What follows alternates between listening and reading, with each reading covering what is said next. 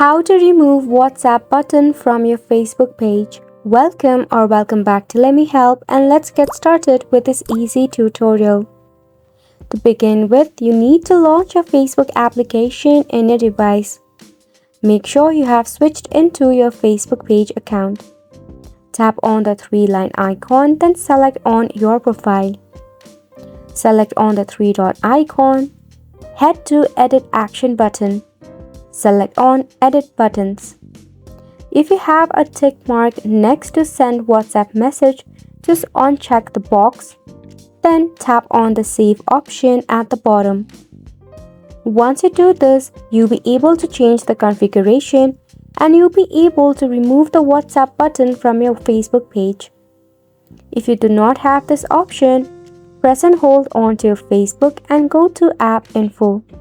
Force stop it. Head to Storage and Cache and clear up the cache. Once done, exit from here. Now open up your Play Store or App Store if you are using an iOS device.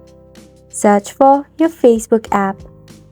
If there is an update, you have to leave your application for an update.